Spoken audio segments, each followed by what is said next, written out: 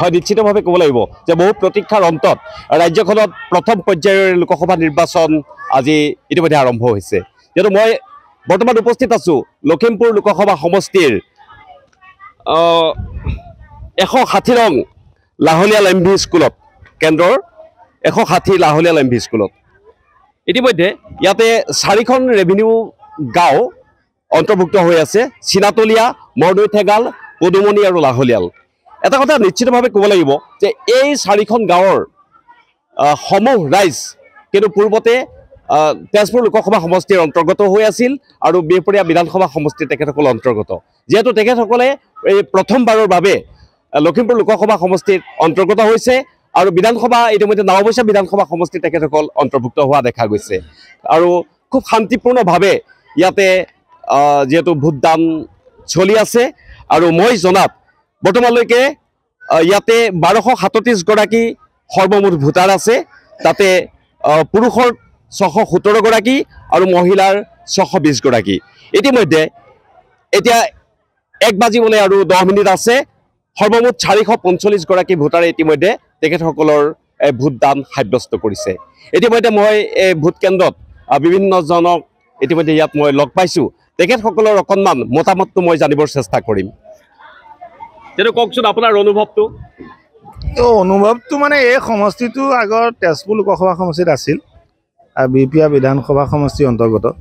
যিহেতুকে এই মানে ভোট কেন্দ্ৰৰ মানুহখিনি 4খন ৰেভিনিউ ভিলেজৰ মানুহখিনিয়ে যদিও নাওবৈচাত সংলগ্ন হৈছে, প্ৰথম অৱস্থাত তেখেতসকলৰ অকণমান আখোজা হৈছে। যিহেতু নাওবৈচা সমষ্টিৰ লগত এই মানুহখিনি কোনো চিনা তেনেকৈ নাই, কিন্তু বিগত এই এমাহৰ ভিতৰত এই মানুহখিনিয়ে নাওবৈচা সমষ্টিৰ লগত সম্পূৰ্ণ সংগতি ৰাখিছে আৰু তেখেতসকলে জানিছে যে চৰকাৰে জাতি স্বাৰ্থত, দেশৰ অখণ্ডতাৰ স্বাৰ্থত যে এইখিনি মানুহ নাওবৈচালৈ যাবলগীয়া হৈছে, সেইটো তেখেতসকলে বুজি পাইছে।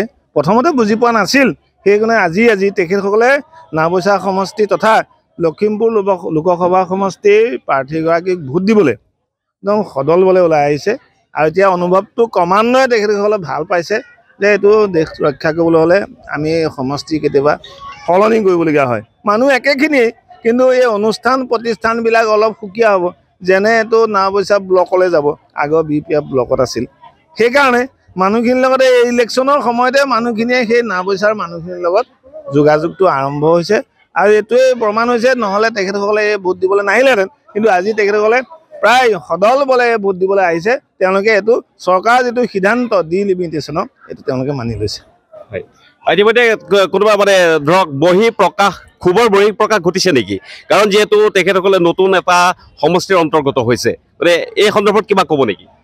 2-1 মানে থাকিবই, এইটোতো বহিঃপ্ৰকাশ হৈছিল, কিন্তু বৰ্তমান নাই। বহুতে অনলাইনো কৰি সিফালেও গ'ল 2-1, কিন্তু বাকীখিনি যোৱা নাই আৰু তেখেতসকলে এইটো মানি লৈছে, এইটো যে চৰকাৰৰ সিদ্ধান্তটো ভাল সিদ্ধান্ত। প্ৰথম অৱস্থাত বেয়া পাইছিলে, কিন্তু এতিয়া তেওঁলোকে এইটো মানি লৈছে। হয়, গতিকে তেখেতসকলে জনাইছে যে প্ৰথম অৱস্থাত অকণমান হয়তো অসুবিধাৰ সৃষ্টি হৈছিল, যিহেতু নতুন এটা লোকসভা সমষ্টিত বা নতুন এটা বিধানসভা সমষ্টিত তেখেতসকল যিহেতু অন্তৰ্ভুক্ত হৈছে আৰু বৰ্তমান 2-1 অকণমান অসন্তুষ্ট হৈছিল যদিও এতিয়া বৰ্তমান তেখেতসকলে বুজি পাইছে বুলি আমাক ইতিমধ্যে জনাইছে। আৰু এটা কথা খুব সুন্দৰকৈ ক'ব লাগিব, খুব শান্তিপূৰ্ণভাৱে এই ভোট কেন্দ্ৰত ইতিমধ্যে ভোটদানৰ কাৰ্যসূচী চলি আছে। মোৰ সহযোগীক মই সামগ্ৰিক দৃশ্যটো দেখুৱাবৰ বাবে মই অনুৰোধ জনাম।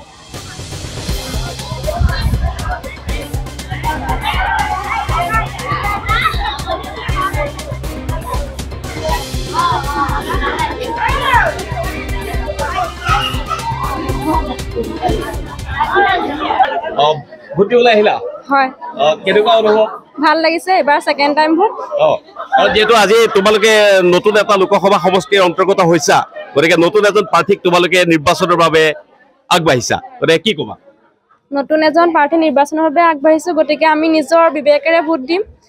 যাক আমি ভাল বুলি ভাবো তাকে ভোট দিম আৰু মানে। আপোনাৰ অনুভৱটো কওক। মোৰ অনুভৱ কেনেকুৱা লাগিছে, আজি আমি আমাৰ নিজৰ নাগৰিকত্বটোৰ অধিকাৰটো সাব্যস্ত কৰিব পাৰিছোঁ আৰু এতিয়া আমি ভোট দিবলৈ আহিছোঁ। মানে যোনজনকে আমি উপযুক্ত বুলি প্ৰাৰ্থী বুলি ভাবোঁ আৰু সেইজনকে আমি ভোটটো দিম বুলি ভাবিছোঁ আৰু সেই আশাৰে আহিছোঁ আৰু ইয়ালৈ। ধন্যবাদ। আমি আৰু এগৰাকী বাইদেউৰ ওচৰলৈ আহিছো। ভাল লাগিছে। ভোট দিবলৈ আহিছে। আহিছে। কেনেকুৱা লাগিছে? ভাল লাগিছে ভাল লাগিছে হয়। হয় ভাল লাগিছে কাৰণ যিহেতু নতুন এটা সমষ্টি আপোনালোক অন্তৰ্গত হৈছে, গতিকে কি ক'ব? এতিয়া নাওবৈচাত পাইছো আমি যে নাজানো ইয়াত যে পৰিম বুলি তথাপিতো মানে কাগজে পত্ৰ গম পাই আহিছো আৰু এতিয়া ভাল লাগিছে নে নতুন জেগালৈ আহি মেলি নতুন গতিকে তেখেতসকলৰ নিজৰ অনুভৱটো ইতিমধ্যে জনাইছে। এটা মানে নতুন এটা সমষ্টিত যদিও অন্তৰ্গত হৈছে, তেখেতসকলে প্ৰথম অৱস্থাত অকণমান মনটো হয়তো থকি বাথৌ হৈছিল, কিন্তু বৰ্তমান তেখেতসকলে খুব সুন্দৰভাৱে তেখেতসকলে ভোটদান কৰিব বুলি ইয়াতে ইতিমধ্যে লাইন পাতি খুব সুন্দৰকৈ নিয়াৰিকৈ লাইন পতা দেখা গৈছে। গতিকে মই গোটেই সামগ্ৰিক দৃশ্যটো এই ভোট কেন্দ্ৰৰ পৰা দেখুৱাবৰ বাবে আমাৰ DA নিউজ প্লাছৰ সমূহ দৰ্শকক দেখুৱাবৰ বাবে মই চেষ্টা কৰিলোঁ। ধন্যবাদ।